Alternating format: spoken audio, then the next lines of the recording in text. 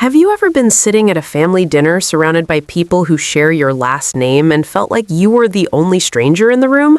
Like everyone else got a script you were never given. Like you were performing a role nobody ever taught you how to play. Have you ever looked at your own father and wondered why his eyes never softened when they landed on you the way they did for everyone else? Why his smiles were reserved for other people's children? Why his approval felt like something you had to earn over and over again, but never quite managed to keep?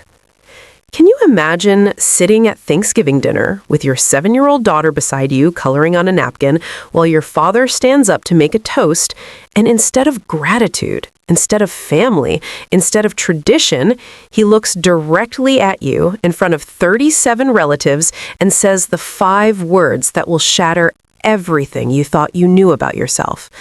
"She's not my daughter." That's where Claire was. That's exactly where she was sitting at 7:52 on a Thursday evening in November at a long wooden table in her father's dining room, surrounded by people she barely knew anymore. People who had spent the last hour talking around her like she wasn't even there. She was 32 years old, a single mother, working 2 jobs to keep her daughter fed and clothed and safe. She'd driven an hour to be here because her daughter Emma had been asking about family, asking why they didn't see grandpa more, asking why other kids had cousins to play with and big holiday gatherings and she didn't. So Claire said yes to the invitation, even though every instinct in her body told her to stay home, even though she knew how these dinners went, even though she knew she would spend the entire evening feeling like an outsider in a family that was supposed to be hers.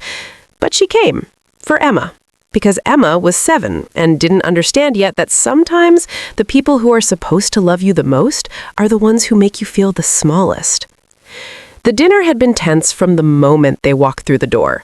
Claire's father, Daniel, barely looked at her. Just a nod, a mumbled hello, then back to his conversation with Claire's half-brother about retirement accounts and stock portfolios, and things Claire couldn't afford to think about when she was deciding whether to pay the electric bill or buy Emma new shoes.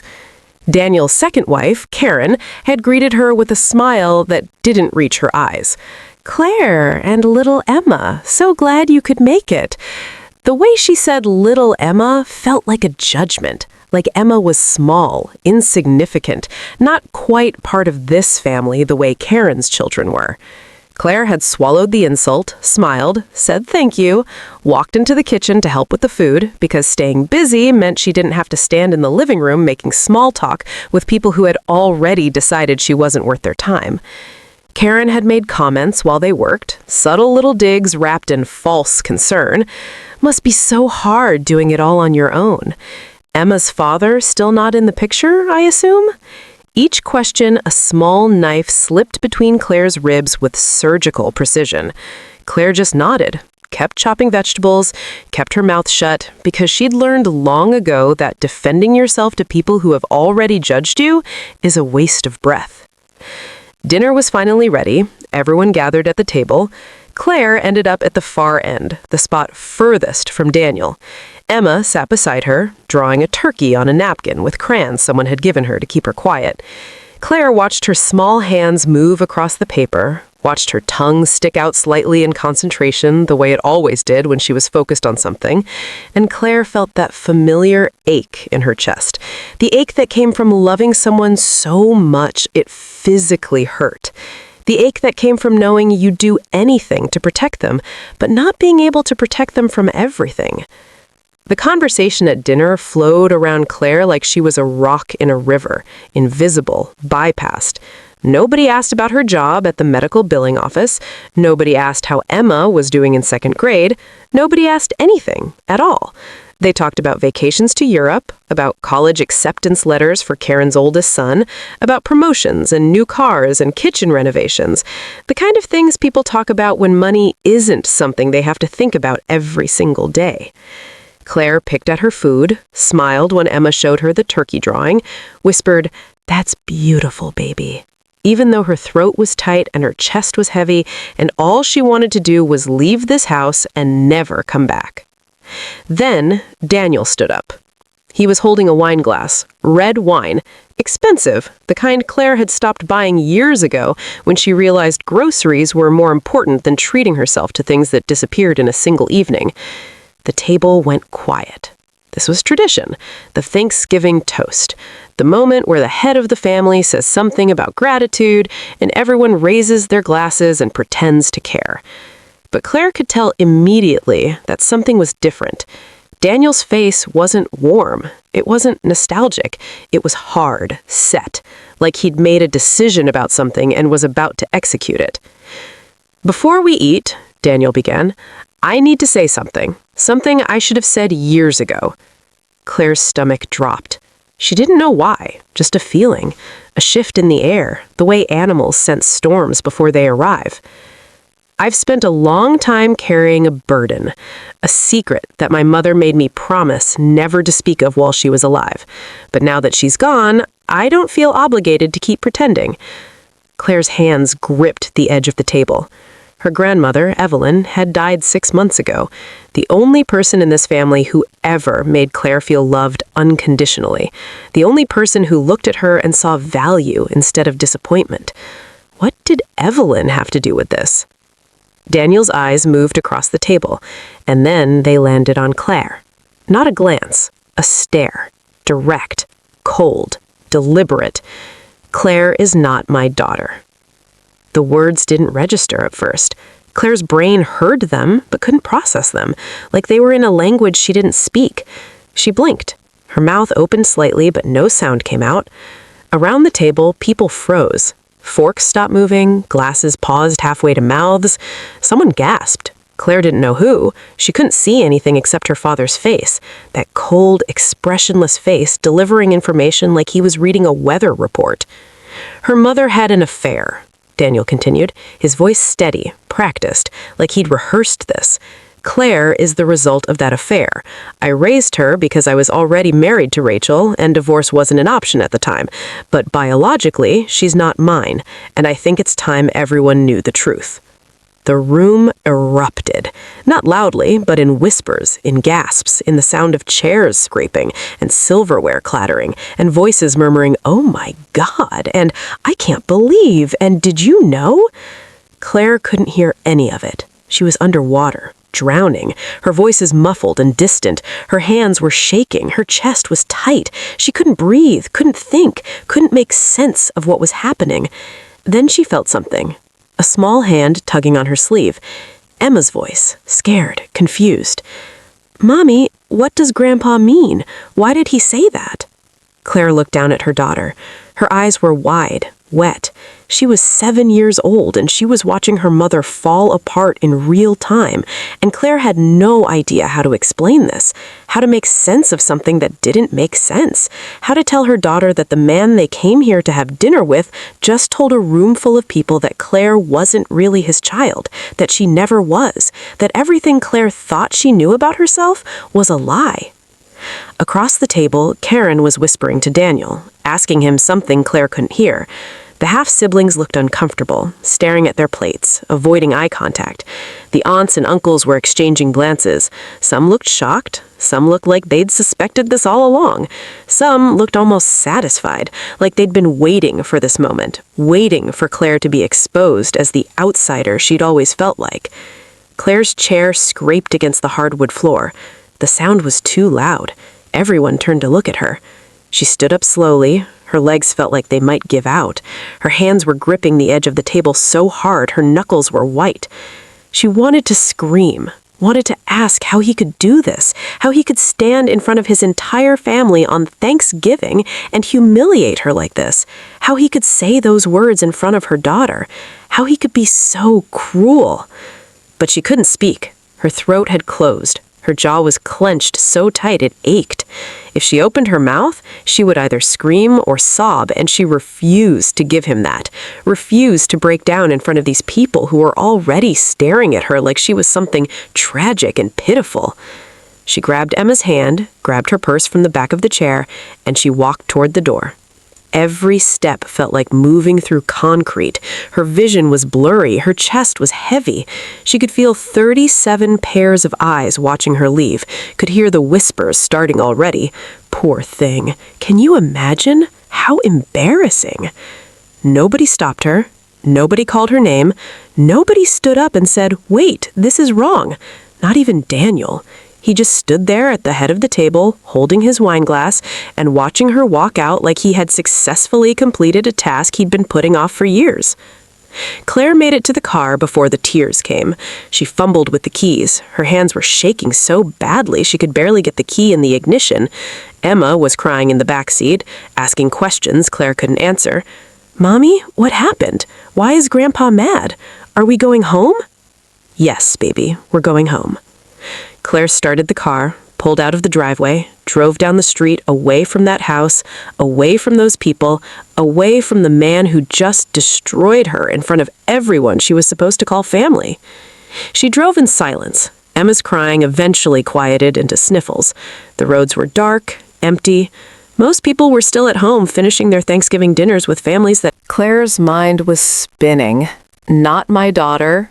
Affair. Not mine. The words looped over and over like a song she couldn't turn off. Was it true? Had her mother really had an affair?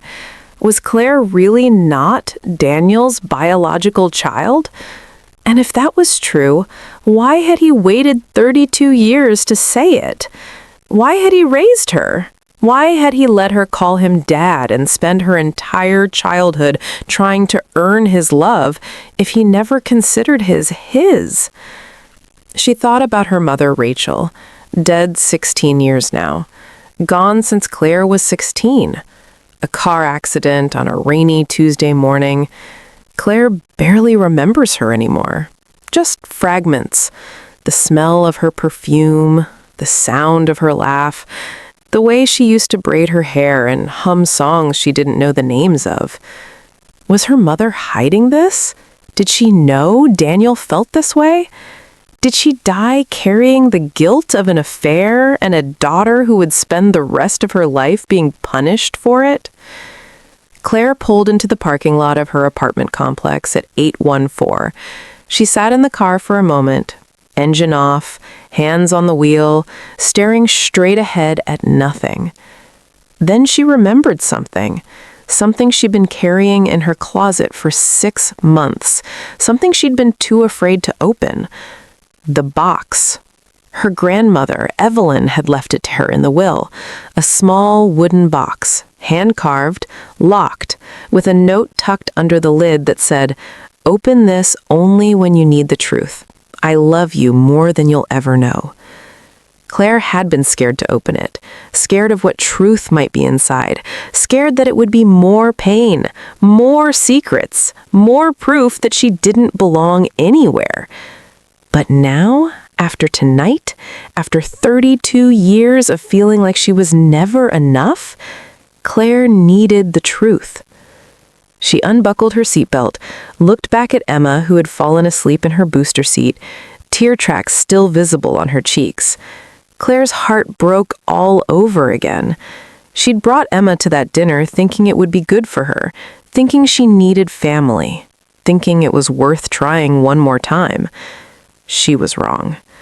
She carried Emma inside, put her to bed, tucked her in, kissed her forehead, whispered, "I love you," even though Emma was already asleep. Then Claire walked to her closet, reached up to the top shelf, and pulled down the box. It was heavier than she remembered, or maybe she was just weaker tonight. She carried it to her bed, sat down, held it in her lap. Her hands were still shaking. Her face was still wet from tears she didn't remember crying. The apartment was silent, except for the hum of the refrigerator in the kitchen and the distant sound of a neighbor's television through the walls. Claire looked at the box, at the note written in her grandmother's handwriting. "Open this only when you need the truth." She needed it. God, she needed it. She peeled the tape off the bottom of the box where the tiny key was attached, slid the key into the lock, turned it. The lock clicked. Claire took a breath and opened the box. What was inside would change everything. Claire Mary Harper was born on a cold February morning in 1991 in a hospital in Richmond, Virginia. Her mother, Rachel, was 24 years old. Her father, Daniel, was 27. They'd been married for 3 years. The pregnancy was planned, the nursery was ready, the name had been chosen months in advance. Everything about Claire's arrival should have been joyful, but it wasn't. Rachel used to tell Claire stories about the day she was born, how tiny she was, how she had a full head of dark hair, how she screamed so loud the nurses joked she had the lungs of a future opera singer. Rachel's eyes would get soft when she told these stories, like the memory was precious, like that day was one of the best of her life. But Rachel never talked about Daniel's reaction, never mentioned whether he held Claire in the hospital, never described his face when he first saw her. And Claire didn't understand why until later, until she was old enough to recognize that some absences tell their own story. Daniel wasn't cruel when Claire was very young. He wasn't abusive, he didn't yell or hit or do any of the obvious terrible things that bad fathers do.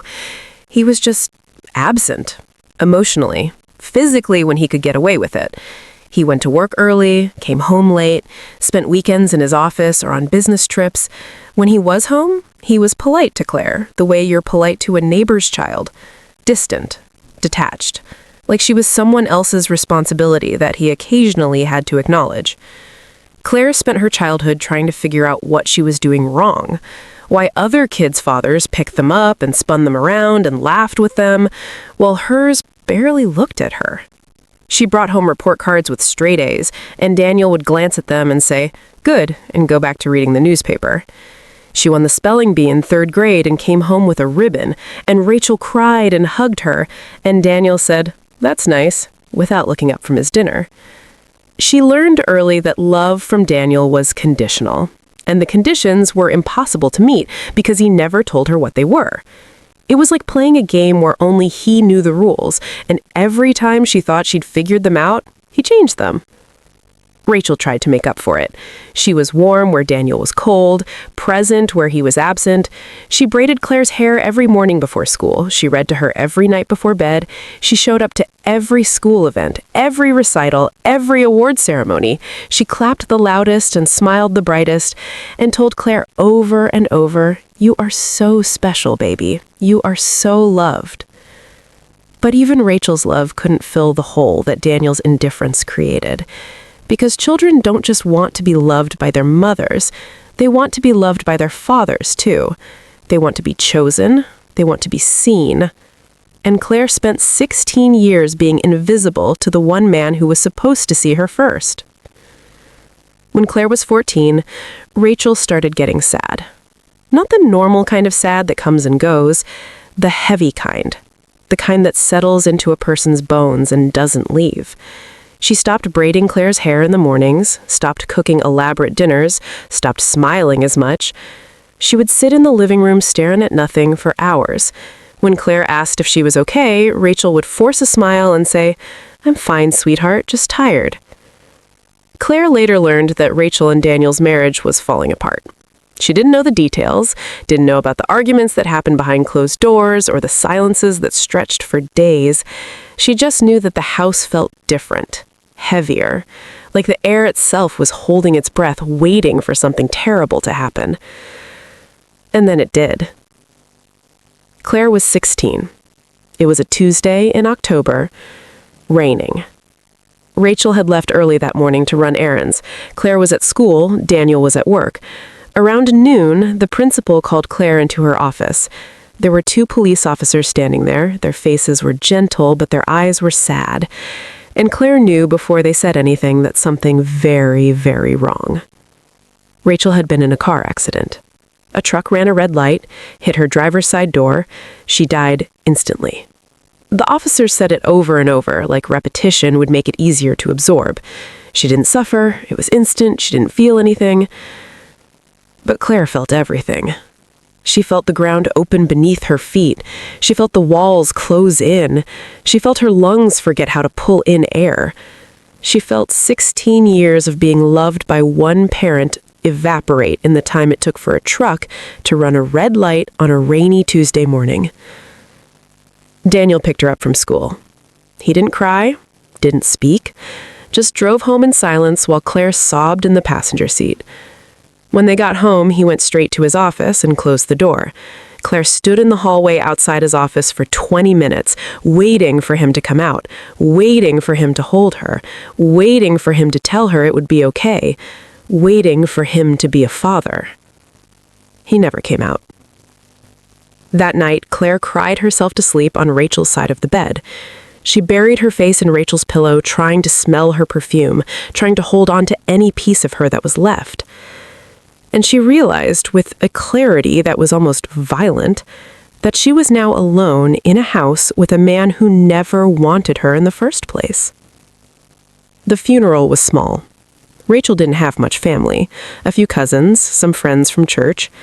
Daniel stood at the front greeting people with a face that showed appropriate sadness, but nothing deeper, nothing real. Claire stood beside him, in a black dress that was too big because Rachel was always the one who took her shopping, and now there was no one to make sure things fit right. After the funeral, Daniel's mother, Evelyn, pulled Claire aside. Evelyn was in her early 70s then. White hair, soft hands, eyes that saw more than most people wanted them to. She held Claire's face between her palms and looked at her with an intensity that made Claire want to cry all over again. "You come stay with me anytime you need to, baby. You hear me? Anytime, day or night. You are not alone." Claire nodded. Didn't understand why she said it like that. Like she knew something. Like she was trying to tell Claire that she saw what Claire had been living with her whole life. Daniel remarried less than a year later. A woman named Karen, 10 years younger than him, divorced, 2 kids from her previous marriage, a boy named Ethan, who was 12, and a girl named Madison, who was 9. Karen moved into the house with her children, and suddenly, Claire wasn't just invisible, she was in the way. Karen was polite on the surface. She smiled, she said the right things, but underneath the politeness was a cold calculation. Karen had 2 children to provide for, and Daniel had money and stability and a big house. Claire was a complication, a reminder of Daniel's first marriage, a ghost Rachel had left behind that Karen wanted erased. Within months, the house didn't feel like Claire's anymore. Karen redecorated, erased Rachel's presence room by room. The kitchen where Rachel used to cook, the living room where Rachel used to read, the garden Rachel had planted, all of it gone. Replaced with Karen's taste, Karen's rules, Karen's family. Claire spent more and more time at Evelyn's house. Evelyn lived 20 minutes away in a small cottage with a porch swing and a garden full of flowers Rachel used to love. Claire would show up after school, and Evelyn would make tea, and they would sit on the porch, and Evelyn would let Claire talk or not talk, let her cry or not cry, let her be whatever she needed to be without judgment. Evelyn never spoke badly about Daniel, but she didn't defend him either. When Claire said things like, "I don't think Dad loves me," Evelyn would get very quiet and then say, "Some people don't know how to love in ways that other people can feel. That doesn't mean you're not worthy of being loved." Claire graduated high school. Daniel didn't come to the ceremony, said he had a work conflict. Karen came, took a photo for Facebook, left immediately after. Evelyn came, sat in the front row, cheered when Claire's name was called, cried when Claire walked across the stage, took her out to dinner, and told her she was going to do incredible things. Claire went to community college, couldn't afford university, lived at home because she couldn't afford rent, worked part-time at a grocery store, studied medical billing because it was practical and stable and wouldn't require years of school she couldn't pay for. She kept her head down, stayed out of Karen's way, avoided Daniel as much as possible. When she was 25, she met a man named Jason. He was charming, funny, older by 8 years. He worked in sales, made good money, drove a nice car, took Claire to restaurants she couldn't afford on her own, made her feel like she mattered, like she was worth someone's time and attention. They dated for 6 months. It was intense, fast. Jason talked about the future, about moving in together, about building a life. And Claire, who had spent 25 years being unwanted, believed him, believed that someone finally saw her, finally chose her. She got pregnant. Unplanned. She was on birth control, but nothing is perfect, and life had never been particularly kind to Claire, so of course this would happen. When she told Jason, his face changed. The warmth disappeared, replaced by something cold and calculated. "Are you sure it's mine?" That question hit her like a punch. She'd only been with him, he knew that, but he asked anyway, because men who are looking for an exit will grasp at anything. She said, "Yes, of course it's yours." He said he needed time to think. He'd call her in a few days. He never called. She texted, he didn't respond. She called, it went straight to voicemail. She drove to his apartment. He'd moved. Neighbors said he left a week ago, didn't say where he was going. Jason disappeared like smoke, like he had never existed. And Claire was left alone at 25 years old, pregnant with a child whose father had evaporated the moment things got complicated. She thought about not having the baby. Sat in a clinic parking lot for 2 hours, staring at the front door, trying to make herself walk inside. But she couldn't. Not because of morality or religion or judgment, because something in her chest said, "This baby is yours. This baby will be someone you can love, who will love you back. This baby won't leave." She told Daniel, had to. She was still living in his house, still dependent on him in ways that made her feel small and ashamed. She sat across from him in his office and told him she was pregnant and the father wasn't in the picture and she was going to keep the baby. Daniel didn't yell, didn't rage. He just looked at her with an expression she'd seen her entire life: disappointment. Then he said the words that would echo in Claire's head for years. "You're making the same mistakes your mother made." Claire didn't understand what that meant. What mistakes? Her mother had been married when she had Claire. Rachel hadn't been a single mother, hadn't been abandoned by the father of her child. What was Daniel talking about? But when she asked him to explain, he just shook his head and said, "Figure it out yourself. You're an adult now." Claire moved out 2 weeks later, found a tiny one-bedroom apartment in a part of town where the rent was cheap because the neighborhood was rough. She worked up until the day she went into labor, came back to work 6 weeks later with a baby she couldn't afford daycare for, so she worked opposite shifts from the daycare hours and relied on a neighbor who watched Emma under the table for cash. It was the hardest thing she'd ever done. Harder than losing her mother. Harder than being invisible to her father her whole life. Harder than being abandoned by Jason. Because now it wasn't just her. Now there was a tiny human who depended on her for everything, and Claire had no idea if she was strong enough to do this. But she did it. Day by day, hour by hour, sometimes minute by minute. She fed Emma, changed her, rocked her to sleep, took her to the pediatrician, sang to her, loved her with a fierceness that surprised even Claire. Because Emma was hers. Emma didn't care that Claire was broke or alone or scared. Emma just looked at her like she was the whole world. And that was enough to keep Claire going. Evelyn helped. She babysat whenever Claire needed her to. She bought diapers and formula when Claire's paycheck ran short. She showed up with groceries and hand-me-down baby clothes and love that asked for nothing in return. She held Emma and rocked her and sang the same songs Rachel used to sing to Claire. And sometimes, when Evelyn looked at Emma and then at Claire, her eyes would get wet and she'd say, "You're doing such a good job, baby. Your mama would be so proud." Daniel never met Emma. Not once. Claire sent him a photo when Emma was born, a text message with a picture and the words, "Her name is Emma. She was born healthy. We're okay."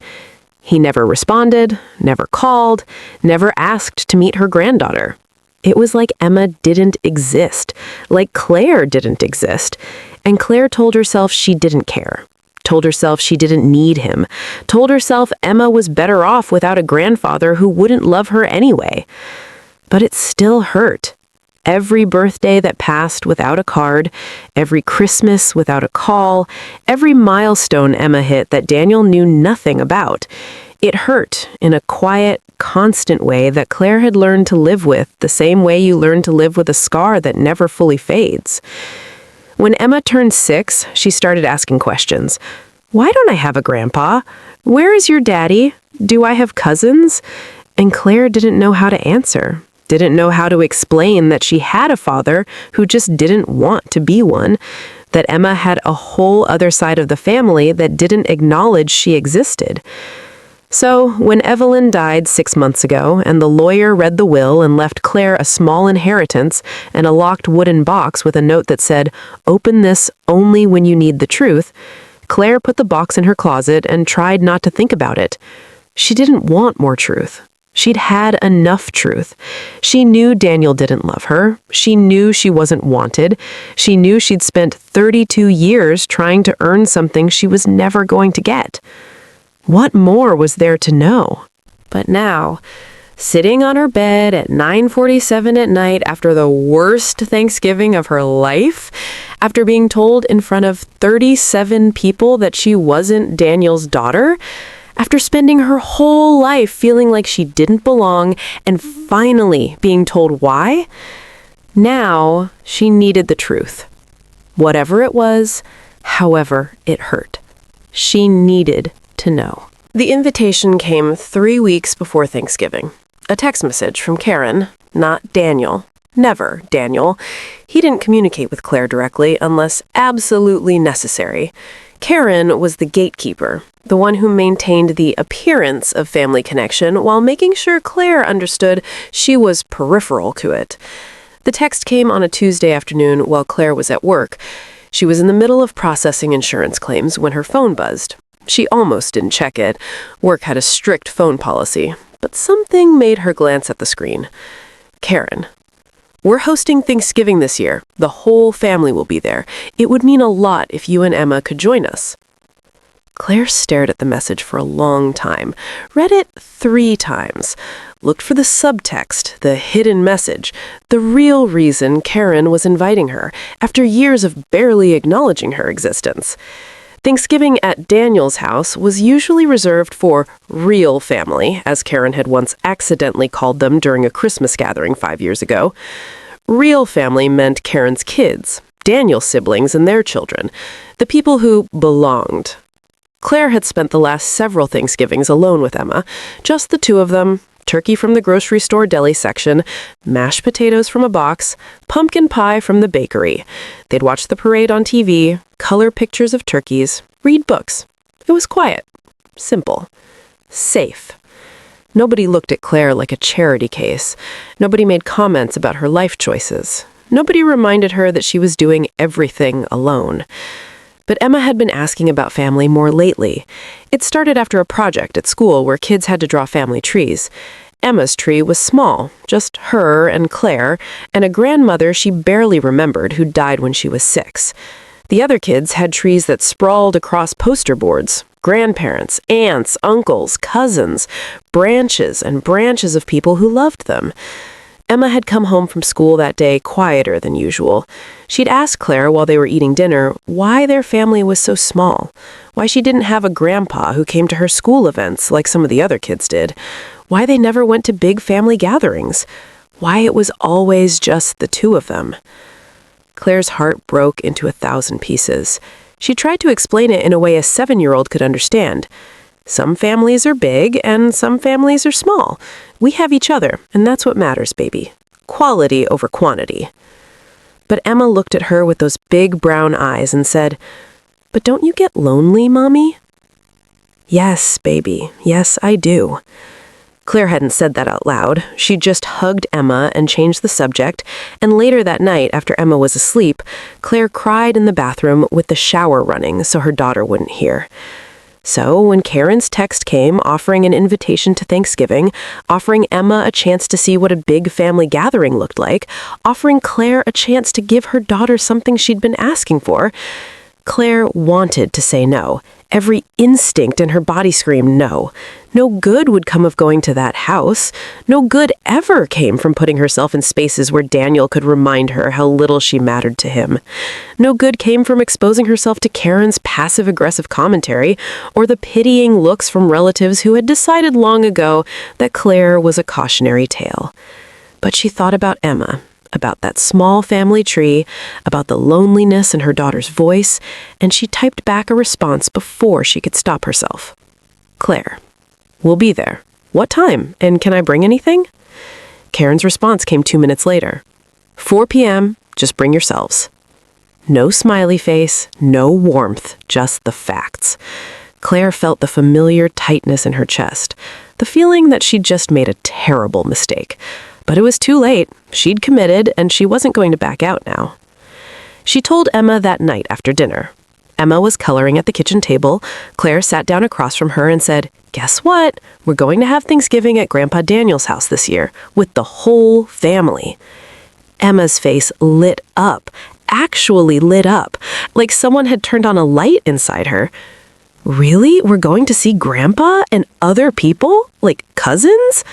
Yes, baby. Your Uncle Ethan will be there, and Aunt Madison, and probably some other family members you haven't met yet.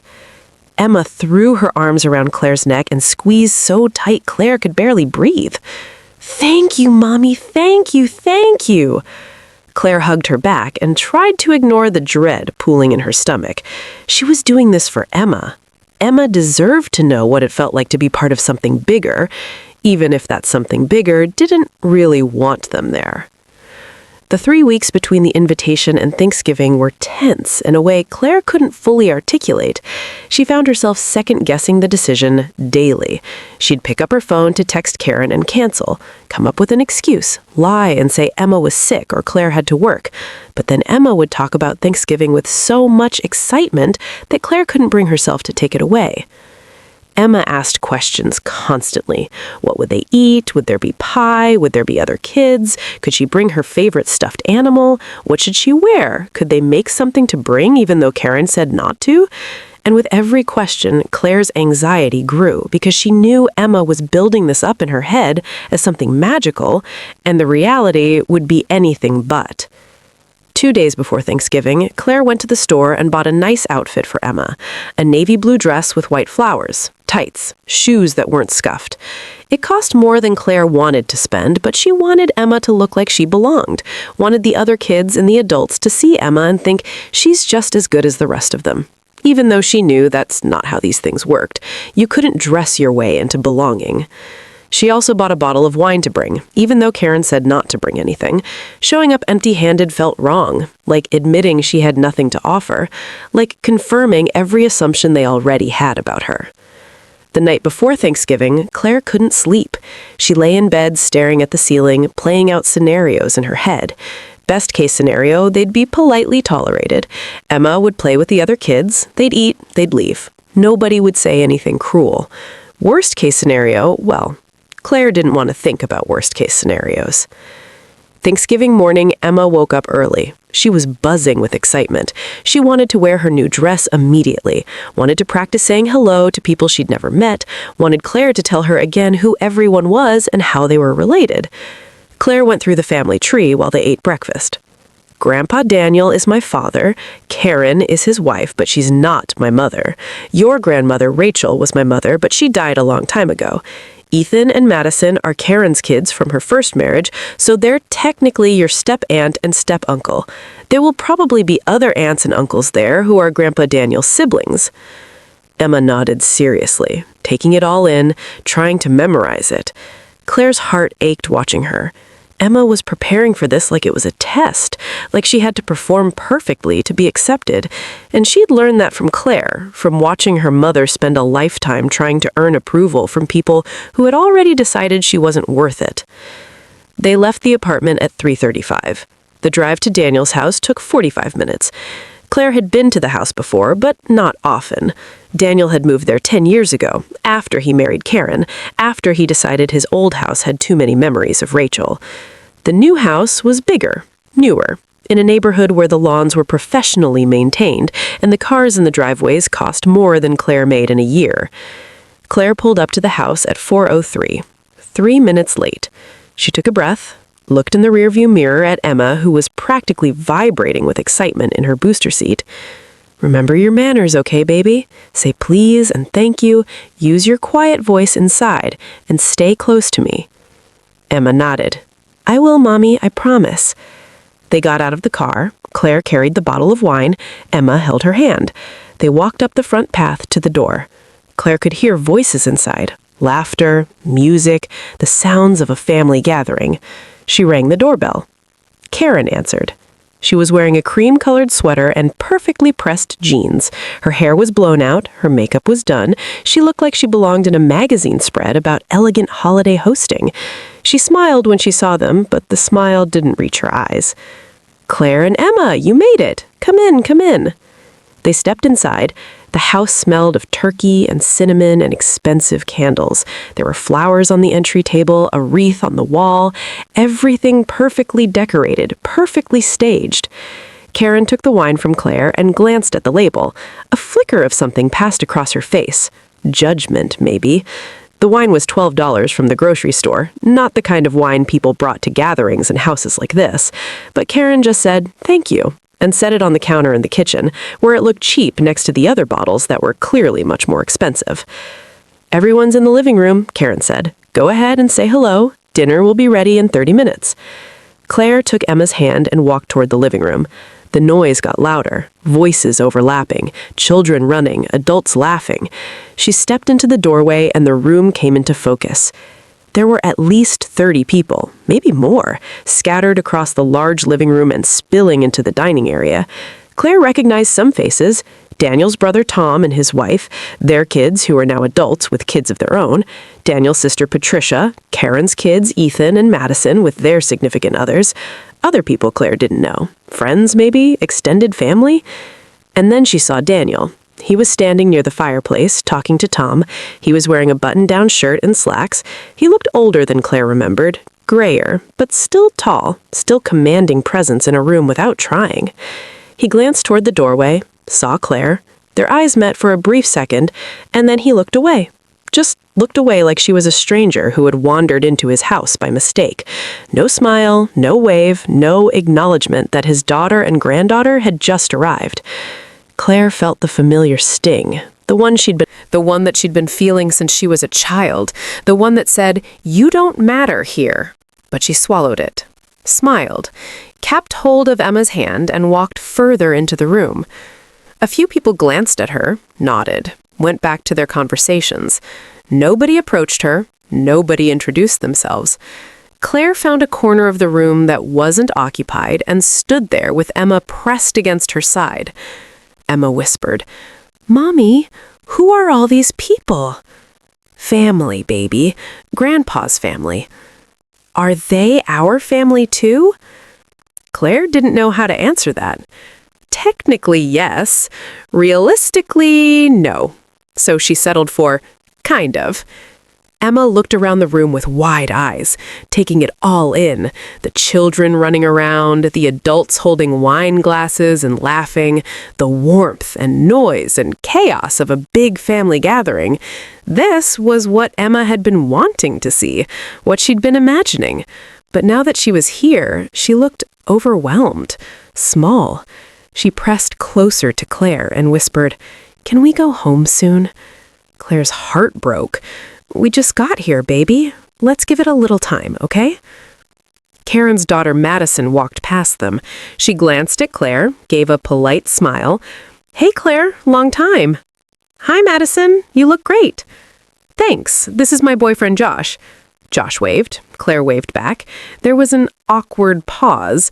Then Madison said, "Well, enjoy," and walked away.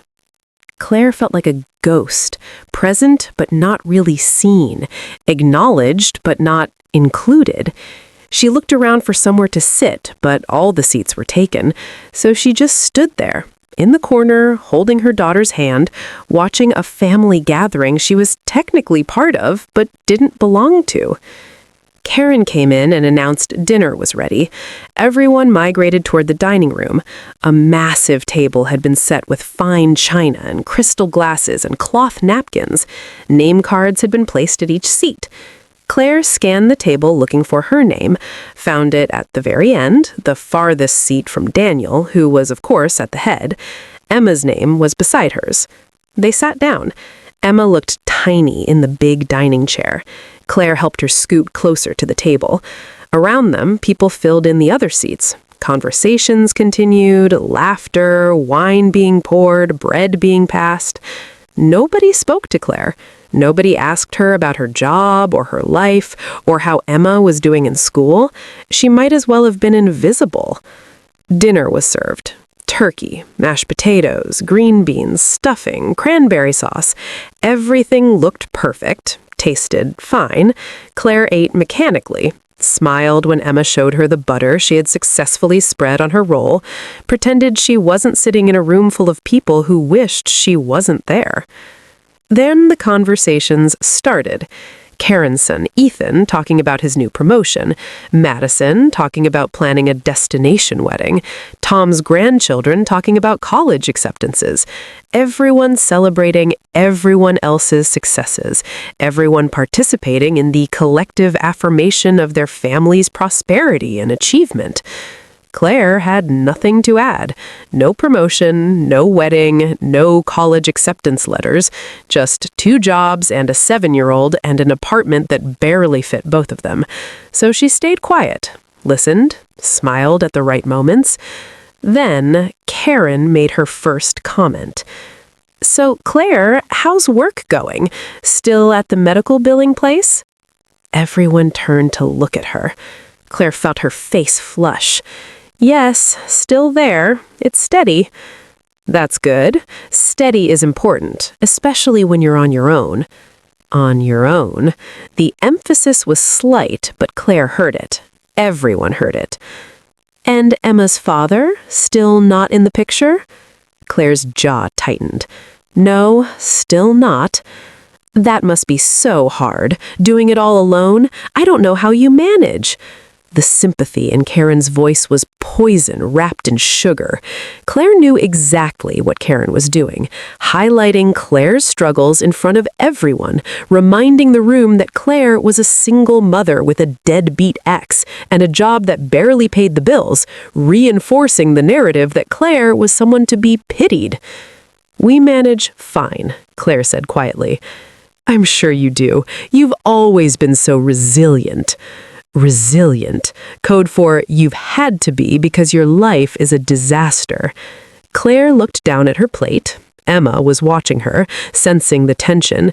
Claire smiled at her daughter, mouthed, "It's okay." But it wasn't okay, and it was about to get worse. Because Daniel was about to stand up, glass in hand, getting ready to make a toast, and Claire had no idea that the words about to come out of his mouth would shatter every foundation she had ever built her identity on. Daniel stood up slowly.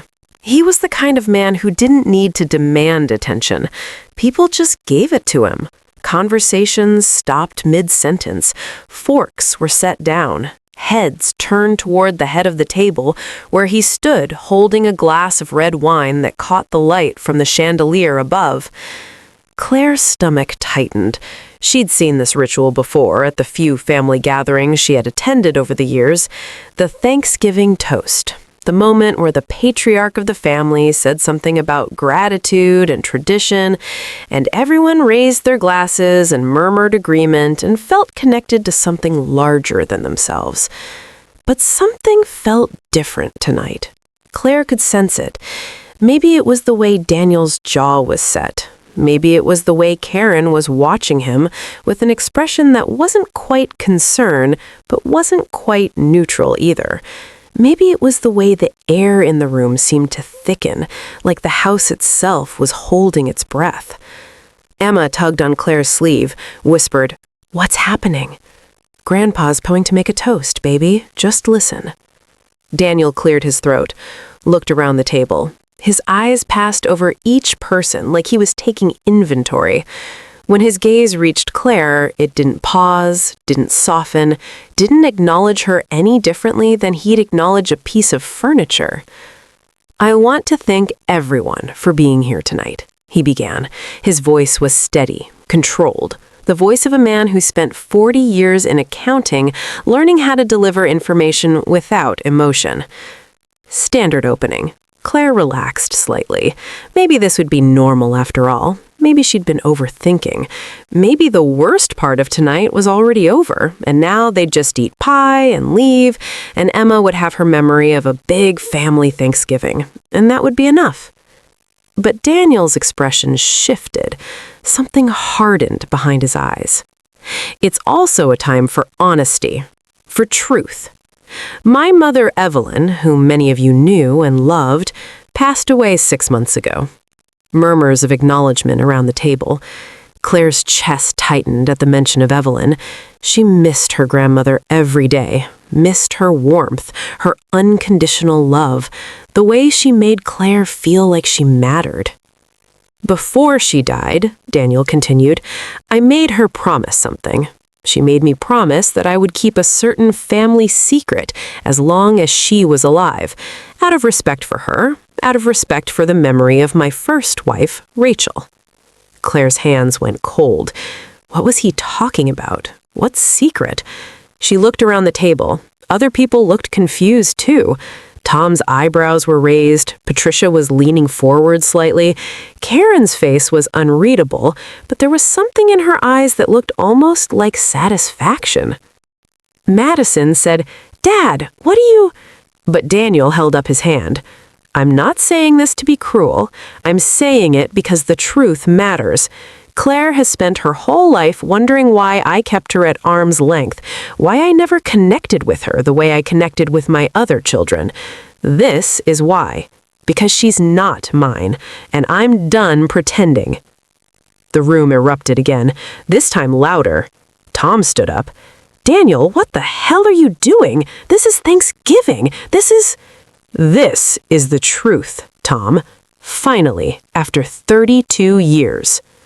Claire's hands were shaking violently. She looked down at the table, at her plate, at the turkey and potatoes and cranberry sauce that she could no longer see clearly because her eyes were filling with tears. She would not cry. She would not give him that. She would not break down in front of 37 people who were now staring at her like she was a science experiment. But Emma was crying.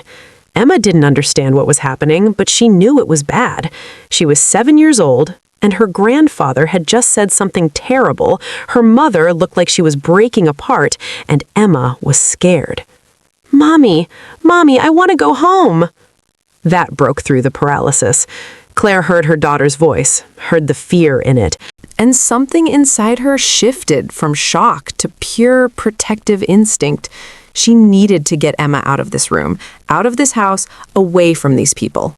Now. She pushed her chair back. The screech of wood on hardwood was deafening in the tense silence. Everyone turned to look at her. 37 pairs of eyes, watching, waiting to see how she would react, waiting to see if she would yell or cry or defend herself. Claire did none of those things. She stood up slowly. Her legs felt like they might give out, but she locked her knees. She reached for Emma's hand, pulled her daughter out of her chair. Emma was crying openly now. Claire picked up her purse from where it hung on the back of her chair. Her hands were still shaking, but she managed to grip the strap. She wanted to say something, wanted to ask Daniel how he could do this, how he could stand in front of his entire family on Thanksgiving and destroy her like this. How he could say those words in front of her daughter. How he could be so unspeakably cruel. But when she opened her mouth, no sound came out. Her throat was too tight, her chest was heaving.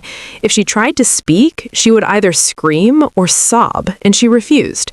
Refused to give this room of people who never wanted her here anyway the satisfaction of watching her fall apart. So she said nothing. She turned and walked toward the door.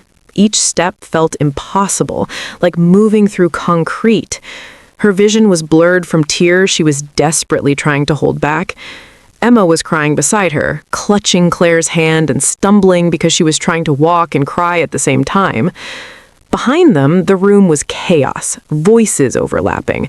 Tom was yelling at Daniel, Patricia was saying something about inappropriate, Karen was trying to calm everyone down. But none of them were coming after Claire. None of them were stopping her. None of them were saying, wait, this is wrong. We don't believe him. Stay, please. Claire made it to the front door, fumbled with the handle, got it open. The cold November air hit her face like a slap. She pulled Emma through the doorway, down the front steps, across the lawn, to the car parked at the curb. Her hands were shaking so badly she dropped the keys. They hit the pavement with a jingle that sounded too normal for a moment when everything was falling apart. She bent down, grabbed them, unlocked the car, opened the back door, lifted Emma into her booster seat. "Mommy, what happened? What did Grandpa mean?" Claire couldn't answer. She buckled Emma in from her booster seat with trembling fingers, closed the door, walked around to the driver's side, got in, started the engine, pulled away from the curb. She drove 3 blocks before she had to pull over because she couldn't see through the tears anymore. She parked on a residential street, put the car in park, pressed her forehead against the steering wheel, and let herself break. The sobs came from somewhere deep, somewhere she'd been holding them for 32 years. Her whole body shook with them. Her chest heaved. She couldn't catch her breath, couldn't stop crying, couldn't make sense of anything that just happened. In the back seat, Emma was crying too. "Mommy, I'm scared. Please stop crying, please."